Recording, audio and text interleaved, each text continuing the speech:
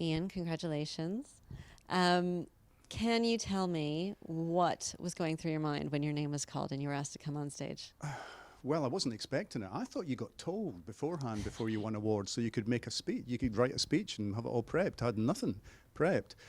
Last night I was in Glasgow. I did an event in Glasgow, and the book is set in Glasgow in 1972, and William McIlvaney was a well-known Glasgow novelist.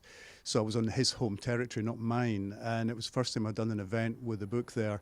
So to go from that to this is extraordinary, you know, and people they just loved the book. They loved the fact that William McIlvaney's voice was back. And as someone who was hugely influenced by him as a writer, it was a privilege for me to bring his voice back and get him new readers. And when Willie was alive, he didn't win one of these. I'm kind of sad that he's not here, and I'm sad that his widow, Siobhan, is not here to receive it on his behalf. Yes, and you've touched on it, but can you say a little bit more about what he meant to you as a reader before you began this project? I probably wouldn't be a crime writer without William McIlvaney. I went up to Wow. him in 1985. He was appearing at a book festival in Scotland, and I ran up to him and said, "Mr. McIlvaney, I'm a huge fan. I'm writing a book that's kind of like your books, but instead of Glasgow, it's set in Edinburgh." And that was the first Rebus novel that I was writing. And he went, "Well, okay." And I said, "Will you sign my book?" And he signed it, "Good luck with the Edinburgh Laidlaw being his character." And he probably thought, "I'll never see this guy again in my life." You know, he's 25 years old, young, specky guy with acne. He's never going to be a writer. But I kept at it, and he was a huge influence, and we kept in touch. And his career dipped, you know, for a long time. His crime novels were out of print, and then Canongate brought them back into print, and he suddenly got a second wind, as it were, which gave him, I think, the impetus to start writing the book that he never quite finished, the one that I won the award for tonight. I think he thought that he gave away his character Laidlaw too cheaply, and so he went back to him with the idea of writing a prequel, but he died before it could be finished. That's an extraordinary story, and in completing that book, which you've done so beautifully, what did you find to be the biggest challenge in that writing? There were so many challenges in writing that book because it was set in 1972. I was 12 years old. It was set in Glasgow. I had never been to Glasgow in 1972. His detective is very different from my detective. He's much more poetic. He's more of a philosopher. He reads lots of heavy books of philosophy and poetry. So capturing his voice was difficult. Capturing McIlvaney's voice was difficult. Capturing Glasgow in the early 1970s was difficult. I was lucky in a way because although it was in the middle of lockdown when I wrote the book, the National Library of Scotland had just reopened, and they let me go in and read the Glasgow newspapers from 1972 from cover to cover. And in those newspapers, I found a lovely story. October 1972, a young man had just been taken on as a writer in residence at Strathclyde University. His name was William McIlvaney.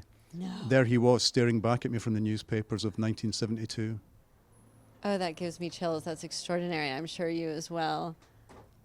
The whole book was an extraordinary thing because I was writing it in lockdown. I was stuck there in my office in Edinburgh trying to recreate 1972 Glasgow, which I did by rereading his books, rereading, and then was able to go to the library and get some background information on Glasgow from that period. And the only thing he left me that made me know that it was set in 1972 was that he mentioned sometimes The Godfather, the film, coming out. So I Googled it. When was The Godfather released in the UK? And it was like August 72. I thought, well, by the time it gets to Glasgow, it's probably maybe September, October, so I'll set the book in October 72. And that was it. That got me off and running. That the was mentions the of The one- Godfather.